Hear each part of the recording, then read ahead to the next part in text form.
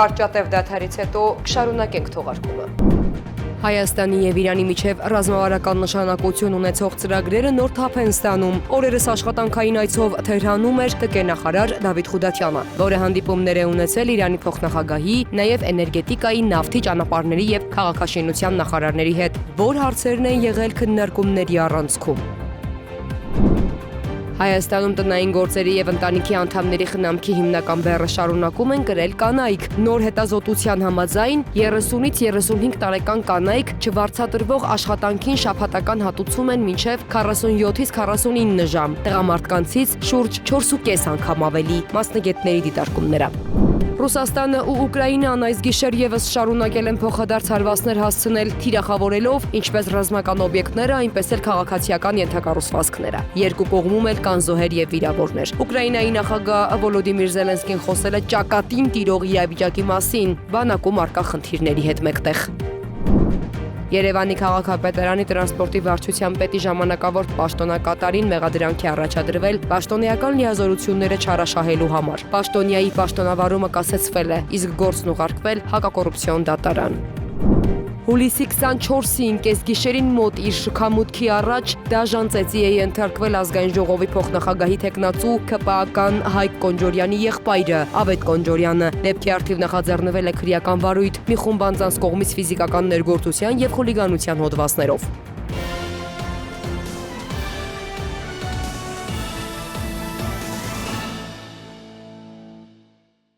Հայաստանի եւ Իրանի միջև ռազմավարական նշանակություն ունեցող ծրագրերը նոր թափ են ստանում։ Օրերս աշխատանքային այցով Թեհրանում էր տարածքային կառավարման եւ ենթակառուցվածքների նախարար Դավիթ Խուդատյանը, որը հանդիպումներ է ունեցել Իրանի փոխնախագահի, նաեւ էներգետիկայի, նավթի, ճանապարհների եւ քաղաքաշինության նախարարների հետ։ Քննարկումների առանցքում են եղել էներգետիկ գործակցությունը, հյուսիս-հարավ ճանապարհային միջանցքը, նոր ենթակառուցվածքային ծրագրերը ու երկկողմ տնտեսական կապերի ընդլայնումը։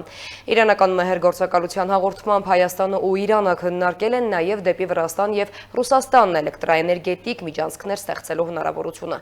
Խուդատյանի հետ հանդիպմանը Իրանի էներգետիկայի նախարարը բարձրացրել է Մեղրի հիդրոէլեկտրակայանի կառուցման հարցը։ Հայտարարվել է նաև, որ օմանական ընկերությունը պատրաստակամություն է հայտնել ֆինանսավորել եւ իրականացնել այդ էլեկտրակայանի կառուցման նախագիծը։ Հայաստանի եւ Իրանի միջև ենթակառուցվածքային եւ էներգետիկ գործակցությունը շարունակում է ընդլայնվել։ Աշխատանքային այցով Իրանում գտնվող Հայաստանի տարածքային կառավարման եւ ենթակառուցվածքների նախարար Դավիթ Խուդատյանը մի շարք հանդիպումներ է ունեցել Իրանի բարձրագույն ղեկավարության ներկայացուցիչների հետ, քննարկել երկկողմ հարաբերությունների զարգացման նոր ուղղությունները։ Այցի առաջին կարևոր հանդիպումներից մեկը կայացել Իրանի փոխնախագահ հայ-իրանական միջկառավարական համատեղ հանձնաժողովի համանախագահ Սեյեդ Համիդ Փուր Մոհամմադիի հետ։ Դավիթ Խուդատյանը բարձր է գնահատել Իրանի հետ բազմոլորտ գործակցությունը, ընդգծելով, որ Հայաստանի համար ռազմավարական նշանակություն ունի հարևան երկրի հետ հարաբերությունների շարունակական զարգացումն ու ընդլայնումը։ Հանդիպման ընթացքում քննարկվել են ենթակառուցվածքային գործակցության խորացման հնարավորությունները, նաև հյուսիս-հարավ ծրագրի կարևոր հատվածների իրականացումը։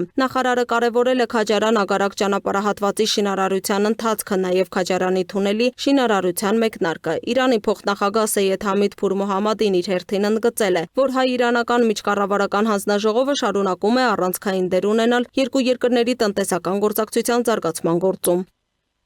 Այցի ընթացքում Դավիթ Խուդատյանը հանդիպել է նաև Իրանի նավթի նախարար Մոհսեն Փաքնեժադի հետ։ Կողմերը քննարկել են նավթագազային եւ ենթակառուցվածքային գործակցության ընդլայնման հարցերը, նաև Հայաստան մատակարարվող իրանական գազի ծավալների ավելացման հնարավորությունները, էներգետիկ ոլորտում առևտրի ընդլայնման հարցերը։ Կողմերը պայմանավորվել են ստեղծել համատեղ մասնագիտացված աշխատանքային խումբ, որը կուսումնասիրի գործակցության նոր ուղղություններն ու կմշակի համատեղ նախաձեռնություններ։ Իրանի նավթի նախարարը վերահաստատել է Թեհրանի պատրաստակամություն նարկատեխնիկական ու տնտեսական հնարավորությունների շրջանակում շարունակելու գործակցությունը Հայաստանի հետ եւ աջակցելու փոխադարձ հետաքրքրություն ներկայացնող ծրագրերի իրականացմանը։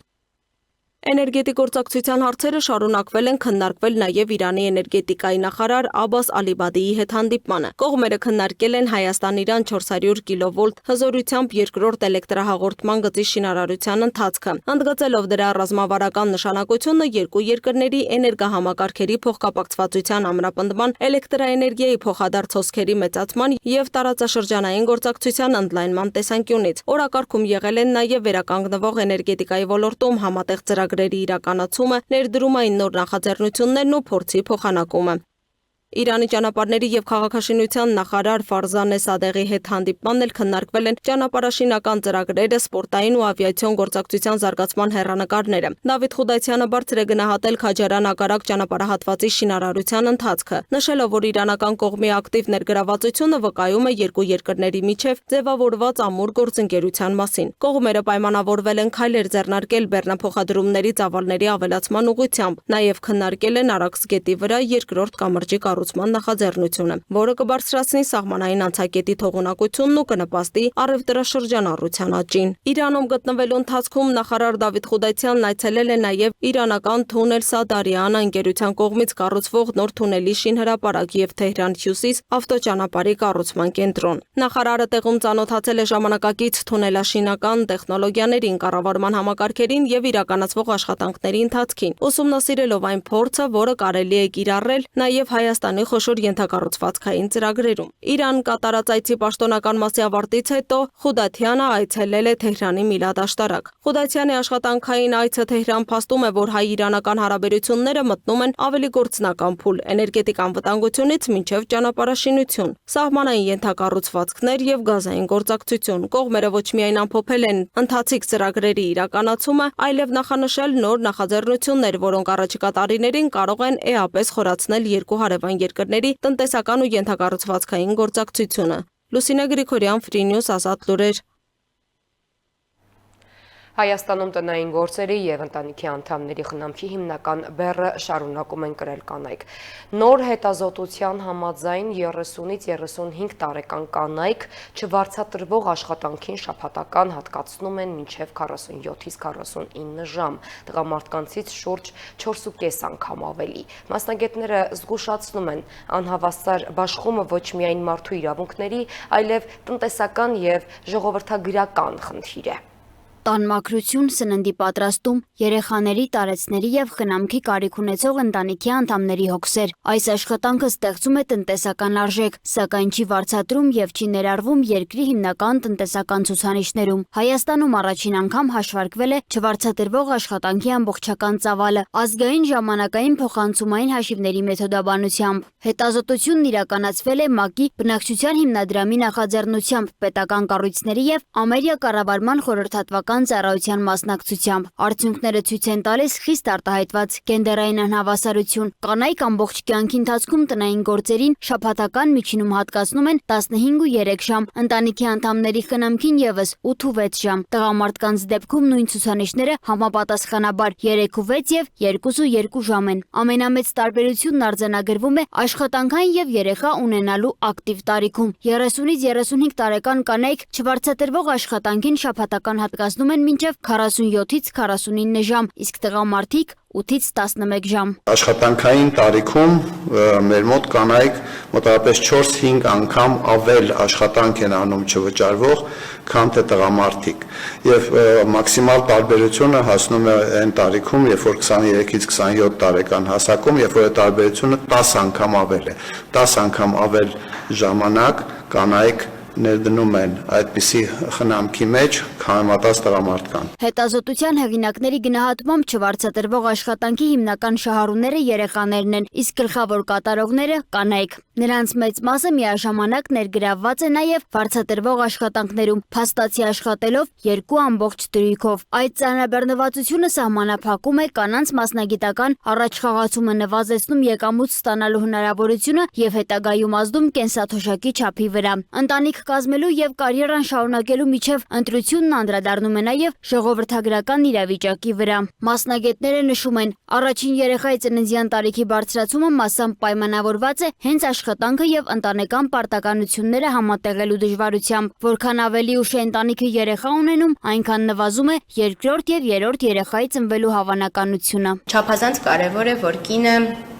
այդ մշտական մեղավորության զգացումը տանելով առաջ չգնա աշխատանքի մեղավոր զգալով իր ընտանիքից այդ ժամանակը վերցնելու տեսանկյունից եւ չգնա տուն մտածելով, որ աշխատավայրում գործ եմ թողել, ինչ կմտածի իմ մասին իմ գործատուն կամ իմ գործընկերները, եթե ես իմ երեխաների խնամքով պետք է նաեւ զբաղվեմ։ Կարևոր է, որ մենք նաեւ կարողանանք այս բալանսին բերել, որպեսզի մարդը կարողանա իր պոտենցիալը հանգիստ ռեալիզացնել եւ նաեւ երեխաների ու ընտանիքի հետ անցկացրած ժամանակը լինի որակյալ ժամանակ, որպեսզի նաեւ երեխաների խնամքը որակյալ կարողանան կազմակերպել։ Առաջարկվող լուծումների թվում են մանկապարտեզների, մսուրների, տարեցների եւ հաշմանդամություն ունեցող անձանց խնամքի ծառայությունների ընդլայնումը, աշխատանքային ճկուն ժամերի կիրառումը եւ ծնողական արձակուրդի ավելի հավասար բաշխումը կանանց եւ տղամարդկանց միջև։ Փոփոխություններ են անհրաժեշտ նաեւ գործատուների մոտեցումներում։ Ընտանիքամետ աշխատանքային պայմանները մասնագետների խոսքով ոչ միայն աջակցում են աշխատողներին, այլև բարձրացնում են արտադրողականությունը, նվազեցնում կադրերի արտահոսքն ու նոր աշխատակիցների վերապատրաստման ծախսերը։ Հետազոտության նախնական արդյունքներից որոշ դրույթներ արդեն ներառվել են Հայաստանի ժողովրդագրական ռազմավարություններում։ Հեղինակները նախատեսում են դրանք ներկայացնել պետական գերատեսչություններին եւ պարբերաբար կրկնել ուսումնասիրությունը հասկանալու համար։ Իրականացվող քաղաքականությունները նվազեցնում են կանանց չվարձատրվող աշխատանքի բեռը, թե անհավասարությունը պահպանվում է։ Սոնա Գիշյան, Free News, Ազատ լուրեր։ Ռուսաստանը ու Ուկրաինան այս գիշեր եւս շարունակել են փոխադարձ հարվածներ հասցնել, թիրախավորելով ինչպես ռազմական օբյեկտները, այնպես էլ քաղաքացիական ենթակառուցվածքները։ Երկու կողմում էլ կան զոհեր եւ վիրավորներ։ Ղազախստանի նախագահ Կասեմ-Ժոմարտ Տոկաևը օրերս Վլադիմիր Պուտինի հետ հանդիպմանը կոչ էր արել հնարավորինս արագ դադարեցնել պատերազմը եւ վերադառնալ բանակցություններին։ Սակայն Կրեմլում հայտարարել են, որ հակամարտության սառեցումը այս փուլում անհնար է։ Իսկ Ուկրաինայի նախագահ Վոլոդիմիր Զելենսկին խոսել է բանակում առկա խնդիրների մասին։ Ռուսաստանի եւ Ուկրաինայի միջև փոխադարձ հարվածները շարունակվում են։ Կիևում ռուսական բալիստիկ հրթիռային հարվածների եւ երկրի տարբեր շրջանների ռմբակոծությունների հետևանքով զոհվել է առնվազն 6 մարդ, այդ թվում Չերնիգովում 9-ամյա երեխա, 25 մարդ վիրավորվել է։ Ռուսական կողմը հայտնել է, որ ուկրաինական հարվածների հետևանքով Գորլիվկայում զոհվել է 4, իսկ Դոնի Ռոստովում 2 մարդ։ Չնայած Կիևը պատրաստ է հրադադար հաստատել, սակայն ինչպես նշել է Ուկրաինայի նախագահ Վոլոդիմիր Զելենսկին, Ռուսաստանի նախագահ Վլադիմիր Պուտինը պատրաստ չէ դադարեցնել այս պատերազմը, նա պատրաստվում է մոբիլիզացիայի։ Ավելի վաղ Վյորցկան եւ Վաժնիեի իստորիին հղում անելով Ռուսաստանի նախագահի վարչակազմի հետ աշխատող աղբյուրներին գրել էին, որ Ռուսաստանի իշխանությունները նախատեսում են 2026-ի հոկտեմբերին հայտարարել Ուկրաինայի դեմ պատերազմի համար նոր մոբիլիզացիա եւ այդ հարցը քննարկվում է բոլոր մակարդակներում։ Սակայն Պուտինը դեռևս վերջնական որոշում չի ընդունել։ Վոլոդիմիր Զելենսկին նշել է, որ իր երկրում առկա են մի շարք հրատապ խնդիրներ, որոնցից ամենամեծը հենց մոբիլիզացիան է։ Կան հարցեր, որոնք պետք է լուծվեն։ Ամենամեծ մարտահրավերը մոբիլիզացիան է, հաջորդը ՀՕՊ-ն է։ Մենք բավարար քանակությամբ հակաբալիստիկ պաշտպանության համակարգեր չունենք։ Ուկրաինայի ռազմաօդային ուժերի տվյալներով գիշերվա ընթացքում Ռուսաստանը կիրառել է 7 բալիստիկ հրթիռ եւ 136 անօդաչու թռչող սարք։ Հիմնական թիրախներից մեկը եղել է մայրաքաղաք Կիևը։ Սա ռուսական դիտավորյալ ահաբեկչություն է, որը ռազմական որևէ արդարացում չունի։ Ուկրաինական զինված ուժերը եւս շարունակել են հարվածները Ռուսաստանի խորքային շրջաններին։ Ըստ ուկրաինական եւ ռուսական աղբյուրների անօդաչուները թիրախավորել են Ռոստովի ուղղությամբ երկաթուղային եւ նավահանգստային ենթակառուցվածքները։ Ուկրաինական կողմը նաեւ հայտնել է Ղրիմում գործող Չորնոմորնեֆտեգազ ընկերության օբյեկտներից մեկի Գերան եւ Գերբերա տեսակի անօդաչուների կառավարման կայանի, նաեւ Տյումենի, Յարոսլավի նավթավերամշակման գործարանների, Ուդմուրտիայի նավթաբազայի խոցման ուղղությամբ։ Ռուսական կողմն էլ հայտարարել է, որ բարձր ճշգրտությամբ զենքով խմբային հարված է հասցրել Կիևում Ուկրաինայի ռազմարդյունաբերական համալիրի ձեռնարկություններին։ Ռազմական գործողությունների էլ ավելի սրման ֆոնին ուշադրության կենտրոնում է հայտնվել Ղազախստանի նախագահ Կասիմ-Ժոմարտ Տոկաևի հայտարարությունը։ Օմսկում Վլադիմիր Պուտինի հետ հանդիպման ժամանակ Տոկաևը կոչ է արել հնարավորինս արագ դադարեցնել պատերազմն ու առաջարկել վերադառնալ իր ձևակերպմամբ Ստամբուլյան բանաձևին, որպես բանակցությունների հիմք։ Իհարկե, ցավալի է, որ երիտասարդներ են զոհվում, իսկ նրանք եղբայրական ժողովուրդների գենոֆոնդն են։ Այս ամենը պետք է դադարեցնել։ Այս հակամարտության բնույթը շատերի, այդ թվում մեզ համար, հասկանալի չէ։ Սակայն Կրեմլում նման առաջարկը գործնական չեն համարում։ Ռուսաստանի Դաշնության նախագահի մամուլի քարտուղար Դմիտրի Պեսկովը հայտարարել է. այս պայմաններում հակամարտության սառեցումն անհնար է։ Ռուսաստանը շարունակելու է հասնել իր հայտարարած նպատակներին։ Ուկրաինայի կառավարության ներկայիս դիրքորոշման պայմաններում հակամարտության սառեցումը որպես այդպիսին անհնար է։ Մենք ունենք մեր առանցքային նախապայմանը, պետք է հասնենք մեր նպատակներին։ Միաժամանակ հաղորդվում է, որ շարունակվում են նաև միջազգային մակարդակով պատերազմի դադարեցման շուրջ քննարկումները։ Միացյալ Նահանգների եւ Ուկրաինայի ներկայացուցիչները քննարկել են հնարավոր օդային հրադադարի տարբերակը, սակայն Կրեմլում հայտարարել են, որ նման տեղեկությունները դեռ վաղ է մեկնաբանել եւ ցանկացած նախաձեռնություն կգնահատվի միայն այն դեպքում, եթե համապատասխանի Ռուսաստանի շահերին։ Լուսինե Գրիգորյան, Free News, Ազատ լուրեր։ Անցյալ շաբաթ ուկրաինական աղբյուրը հայտնել էր, որ Միացյալ Նահանգների եւ Ուկրաինայի պաշտոնյաները քննարկում են օդային հրադադարի վերաբերյալ առաջարկ, որը խաղաղության բանակցությունների նոր փուլի շրջանակում պետք է ռուսական կողմին ներկայացվի։ Այս հարցի վերաբերյալ որևէ կոնկրետ մանրամասնություն չկա, նաեւ չկան որևէ նոր առաջարկի կամ նախաձեռնության վերաբերյալ հստակ մանրամասներ։ Լրագրողներին ասել է Կրեմլի խոսնակ Դմիտրի Պեսկովը, անդրադառնալով այս լուրերին։ Նա նաեւ հրաժարվել է մեկնաբանել Զելենսկու հայտարարությունը, թե Մոսկվան պատրաստվում է Ռուսաստանի Վորոնեժի մարզում ընդունել Հյուսիսային Կորեայի 30,000 զինծառայողի։ Սպիտակ տունը շաբաթվա վերջին հայտարարել էր, որ Միացյալ Նահանգների նախագահ Դոնալդ Թրամփը ու Ուկրաինայի առաջնորդ Վոլոդիմիր Զելենսկին կհանդիպեն երեքշաբթի Վաշինգտոնում։ Միջազգային մյուս նորությունները տեսաշարով։ Ամերիկայի Միացյալ Նահանգների Սիեթլ քաղաքում սննդի փառատոնի ժամանակ տեղի ունեցած հրաձգության հետևանքով առնվազն 2 մարդ զոհվել է, եւս 5-ը, այդ թվում 2 տարեկան երեխա վիրավորվել են։ Այս մասին հայտնում է Reuters-ը, հղում անելով տեղական լրատվամիջոցներին։ Ոստիկանության տվյալներով միջադեպը տեղի է ունեցել կիրակի երեկոյան Սիեթլի կենտրոնում։ Հրազենային վիրավորում ստացած անձինք տեղափոխվել են բուժհաստատություններ։ Քաղաքապետարանի տեղեկացմամբ կասկածյալը բերման է ենթարկվել։ Նրա ինքնության եւ հնարավոր շարժառիթների մասին առայժմ տեղեկություններ չեն հրապարակվել։ Սիեթլի ոստիկանությունը քաղաքացիներին հորդորել է խուսափել դեպքի վայրից, նշելով, որ դեպքի առթիվ հետաքննություն է իրականացվում։ Ականատեսներից մեկը պատմել է, որ սկզբում ձայները հրավառության են նմանվել, սակայն քիչ անց մարդկանց շրջանում խուճապ է սկսվել եւ ամբողջը փորձել է հեռանալ տարածքից։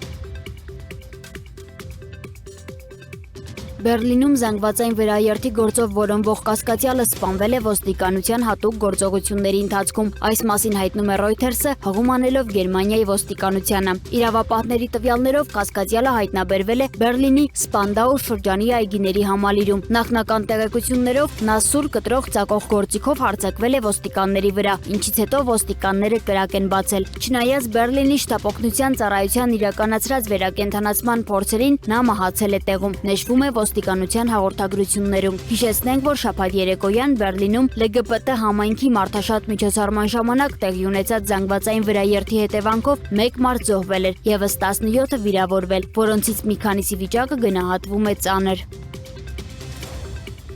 Ֆրանսիայի հարավ-արևմուտքում հրշեջները շարունակում են պայքարել Բորդո քաղաքին սպառնացող անտառային խոշոր հրդեհների դեմ։ Reuters-ի հաղորդմամբ իշխանությունները քաղաքի արվարձաններից նոր տարհանումներ են իրականացնում։ Բորդոյի քաղաքապետ Թոմա Կազանովի խոսքով հրդեհի օջախը գտնվում է քաղաքի գլխավոր մուտքերից մեկից մոտ 15 կիլոմետր հեռավորության վրա։ Ֆրանսիայի ներքին գործերի նախարար Լորան Նունյեսը հայտարարել է, որ ընդհանուր իրավիճակը շարունակում է մնալ բարդ։ Իշխանությունների տվյալներով շաբաթվա սկզբից բռնկված հրդեհների հետևանքով Ֆրանսիայի հարավ-արևմուտքից արդեն տարհանվել է շուրջ 220,000 մարդ։ Կրակը հասել է նաև Ակվիտանիայի հայտնի հանգստավայր Կապ Վերայի տարածք։ Միաժամանակ Եվրոպայի մի շարք երկրներում շարունակվում են սաստիկ շոկի հետևանքով առաջացած անտառային հրդեհները։ Իսպանիայում հայտարարվել է ազգային արտակարգ դրություն, իսկ Վալենսիայի մերձակայքում բռնկված հրդեհի հետևանքով 1 մարդ զոհվել է։ Չինաստանում Հունսիա թայֆունի պատճառով ավելի քան 700,000 մարդ տարհանվել է։ Այդ մասին հայտնում են տեղական իշխանությունները։ Տարերային աղետի հետևանքով երկրի մի շարք շրջաններում գրանցվել են հորդառատ անձրևներ եւ ուժեղ քամիներ, ինչի պատճառով իրականացվում են լայնածավալ տարհանման եւ արտակարգ իրավիճակների արձագանքման աշխատանքներ։ Իշխանությունները շարունակում են հետևել իրավիճակին եւ բնակիչներին կոչ են անում պահպանել անվտանգության կանոնները։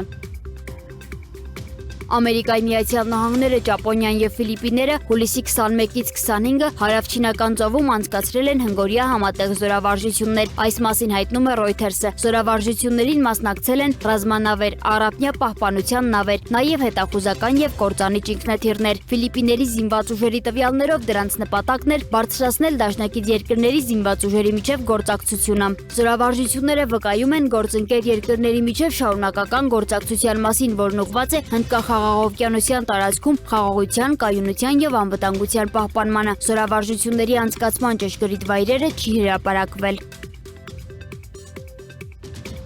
Իրանն ու Միացյալ Նահանգները դադարեցրել են ռազմական գործողությունները, նվազեցնելով Պարսից ծոցում լարվածությունը եւ հնարավորություն ստեղծելով դիվանագիտական գործընթացի վերսկսման համար։ Թեհրանը հայտարարել է, որ դադարեցրել է Ամերիկայի Միացյալ Նահանգների տարածաշրջանային դաշնակիցների դեմ պատասխան հարվածները, իսկ Վաշինգտոնը հայտնել է, որ նախագահ Դոնալդ Թրամփը տարածք է տալիս բանակցություններին։ ՄԱԿ-ում Ամերիկայի Միացյալ Նահանգների դեսպան Մայք Ուոլցի խոսքով ամերիկյան զինված ուժերը շարունակում են մնալ լիարժեք մարտական պատրաստության մեջ, սակայն Սպիտակ տունը պատրաստ է ժամանակ տրամադրել դիվանագիտական ջանքերին։ Իրանի բանակի խոսնակ Մուհամմադ Ակրամինյանն էլ հայտարարել է, որ Թեհրանը հաշվի առնելով իր ռազմավարական պաշտպանության բնույթը նույնպես դադարեցրել է պատասխան գործողությունները։ Միաժամանակ ամերիկյան լրատվամիջոցները հայտնել են, որ Ամերիկայի Միացյալ Նահանգների ռազմական գործողությունների հետագա ընդլայնումը ժամանակավորապես հետաձգվել է պաշտպանական զինամթերքի պաշարների շուրջ մտահոգությունների պատճառով, սակայն նախագահ Դոնալդ Թրամփը եւ ՄԱԿ-ում ԱՄՆ դեսպանը հերքել են այդ տեղեկությունները, հայտարարելով, որ Ամերիկայի Միացյալ Նահանգների զինված ուժերն ունեն անհրաժեշտ բոլոր միջոցները։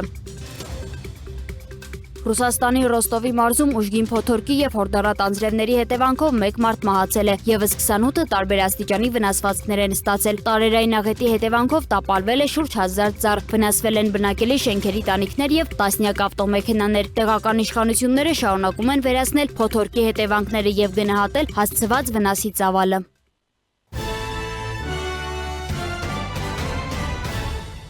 Հակակոռուպցիոն կոմիտեն հայտնել է, որ Երևանի քաղաքապետարանի տրանսպորտի վարչության պետի ժամանակավոր պաշտոնակատարին մեղադրանք է առաջադրվել պաշտոնեական լիազորությունները չարաշահելու համար։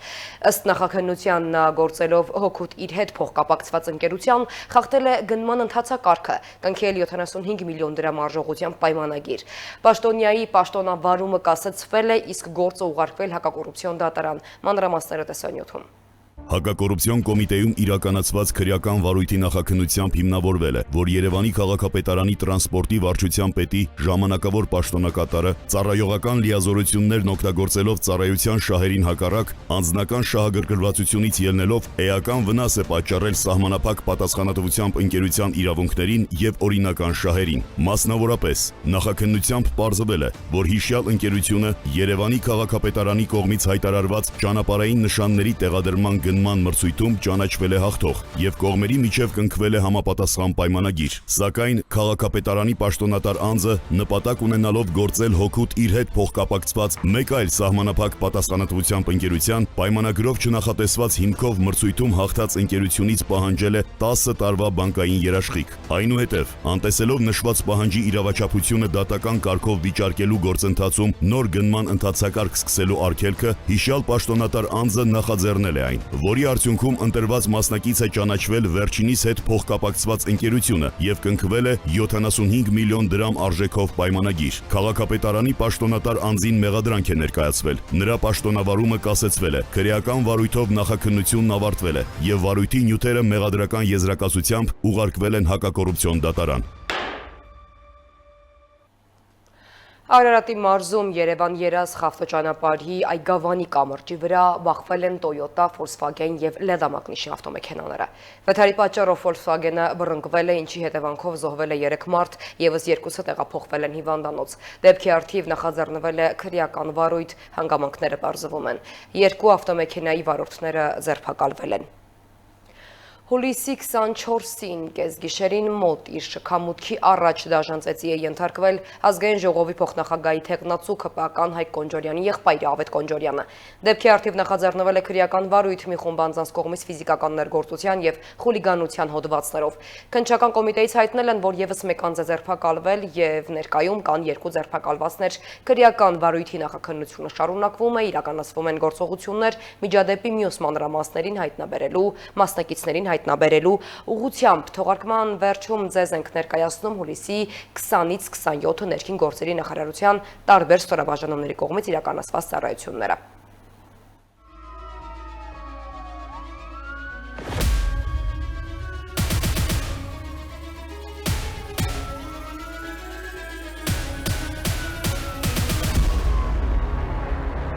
Ներքին գործերի նախարարության քրեական ոստիկանները բացահայտել են Մուրացյանի փողոցում տեղի ունեցած հանցագործությունը։ Կան կալանավորված անձինք։ Հուլիսի 23-ին քրեական ոստիկանները Դիլիջան քաղաքի հասցեներից մեկում հայտնաբերել, սպանության փորձ կատարելու կասկածանքով ձերբակալել եւ նախաքննական մարմին են ներկայացրել Աբովյան քաղաքի բնակիչ 32-ամյա եւ Երևանի բնակիչ 27-ամյա երկու տղամարդու։ Նույն օրը հայտնաբերվել, ձերբակալվել, ապա կալանավորվել է նաև Աբովյան քաղաքի բնակիչ 34-ամյա մի տղամարդ։ Հիշեցնենք, որ հուլիսի 18-ին մայրաքաղաքի Մուրացյանի փողոցում տեղի ունեցած միջադեպից հետո ներքին գործերի նախարարության ոստիկանության ծառայողների անհետաձգելի օպերատիվ հետախուզական միջոցառումների շնորհիվ ճշտվել էր դեպքի մասնակից անձանց ինքնությունը, մեկ անձ ձերբակալվել եւ ներկայացվել էր նախաքննական մարմին։ Հանգամանքները պարզվում են, նախաքննությունը շարունակվում է։ Ներքին գործերի նախարարության ոստիկանությունը հատուկ միջոցառումներ է իրականացրել, հայտնաբերվել են հետախուզվողներ, ապօրինի պահվող զենք զինամթերք, թմրամիջոցներ։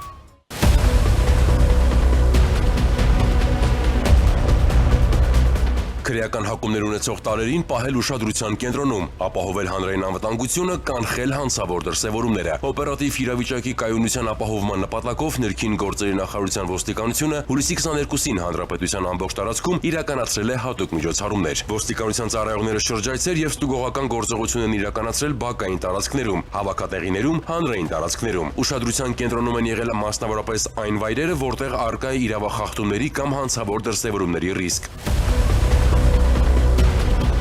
Հատուկ միջոցառումների արդյունքում ներքին գործերի նախարարության ոստիկանության ծառայողները հայտնաբերել են քրեական հակումներ ունեցող անձանց, հետախուզվողների, ապօրինի պահվող զենգզինամթերք, թմրամիջոցներ եւ այլն։ Ներքին գործերի նախարարության ոստիկանությունը հասարակական կարգի պահպանման, հանցավորության կանխարգելման եւ հանրային անվտանգության ապահովման նպատակով հետեւողականորեն շարունակելու է իրականացնել օպերատիվ կանխարգելիչ միջոցառումներ հանրապետության ողջ տարածքում։ Վաղարշապատի համայնքային ոստիկանները բնակարանային գողության դեպք են բացահայտել։ Համայնքային ոստիկանության Վաղարշապատի բաժնի ծառայողները ձեռնարկած օպերատիվ հետախուզական միջոցառումների արդյունքում հուլիսի 20-ին Էջմիածին քաղաքի Գրիգոր Լուսավորչի փողոցում հայտնաբերել, գողության կասկածանքով ձերբակալել եւ բաժին են տեղափոխել Ծաղկուն գյուղի բնակիչ 29-ամյա մի երիտասարդի։ Պարզվել է, որ նա նույն օրը ժամը 7-ից 10 ընկած ժամանակահատվածում մուտքի դռան փականը կոտրելու եղանակով մտել է Արտիմետ գյուղի բնակչի Էջմիածին Երևան ճանապարհին գտնվող բնակարան եւ գողացել զոդման սարք, էլեկտրական պտուտակահան, մալուխներ եւ աշխատանքային այլ գործիքներ։ Դուժողից ընդունվել է հաղորդում 29-ամյա երիտասարդը կազմված փաստաթղթերի հետ ներկայացվել է նախաքննական մարմին։ Եղեգնաձորի համայնքային ոստիկանները ապօրինի արդյունահանման դեպք են բացահայտել։ Համայնքային ոստիկանության Եղեգնաձորի բաժնի ծառայողները ստացել էին տեղեկություն, որ Վայք քաղաքի 70-ամյա բնակիչը Մալիշկա գյուղի բնակիչ 49-ամյա տղամարդու աջակցությամբ առանց լիցենզիայի եւ համապատասխան թույլտվության կազմակերպում է ապօրինի արդյունահանում։ Տեղեկությունը ստուգվեց ու հաստատվեց, պարզվեց, որ Մալիշկա գյուղի համայնքային նշանակության հողատարածքում ապօրինի արդյունահանում են հրաբխային բազալտ, քարը տեղափոխում Վայքում գտնվող 70-ամյա տղամարդուն պատկանող մշակման արտադրամաս եւ վաճառում։ Հունիսի 20-ին Եղեգնաձորի համայնքային ոստիկանները մեկնեցին բազալտի արդյունահանման տարածք, որտեղ ձերբակալեցին եւ բաժին տեղափոխեցին աջակցող 49-ամյա տղամարդուն ու եւս 4 հոգու։ Նրանց շահագործած ավտոկռունկն ու բազալտի հանքաքարով բարձած բեռնատարը տեղափոխվեցին պահպանվող հատուկ տարածք։ Կազմված փաստաթղթերը ներկայացվել են Վայոց ձորի մարզային քննչական վարչություն, որտեղ նախաձեռնվել է քրեական վարույթ։ Ըստ նախնական տվյալների պետությանը պատճառվել է խոշոր չափերի վնաս։ Հանգամանքները պարզվում են։ Շենգավիթի համայնքային ոստիկանները ձերբակալել են թմրանյութ տեղադրող 17-ամյա պատանու, առգրավվել է 29 փաթեթ մարիխուանա։ Համայնքային ոստիկանության Շենգավիթի բաժնի ծառայողները ստացել էին տեղեկություն, որ վերին Շենգավիթի բնակիչ 17-ամյա մի պատանի ապօրինի ձեռք է բերում, պահում, օգտագործում եւ տեղադրելու միջոցով իրացնում է թմրանյութ։ Տեղեկությունը ստուգվեց ու հաստատվեց։ Հետագա օպերատիվ հետախուզական միջոցառումների արդյունքում հուլիսի 7-ին ժամը 19:30-ին Գարեգին Նժդեի փողոցում թմրանյութ տեղադրելու եւ թաքստոցը լուսանկարելու պահին տղան ձերբակալվեց ու տեղափոխվեց Շենգավիթի բաժին։ Նրա խուզարկությամբ հայտնաբերվեց տարբեր գույների կպչուն ժապավեններով եւ մագնիսներով կահավորված 26 փաթեթ, որոնց ընդհանուր քաշն ավելի քան 46 գրամ էր։ Տղան հայտնեց, որ փաթեթներով մարիխուանան ձեռք է բերել տելեգրամյան հավելվածի միջոցով իրացման նպատակով։ Ըստ նրա արդեն հասցրել էր 3 փաթեթ տեղադրել ու լուսանկարել։ Շենգավիթ վարչական շրջանի քննչական բաժնում նախաձեռնվեց քրեական վարույթ, որի շրջանակում կատարված զննությամբ տեղադրված 3 փաթեթները նույնպես հայտնաբերվել են։ Նախաքննությունը շարունակվում է։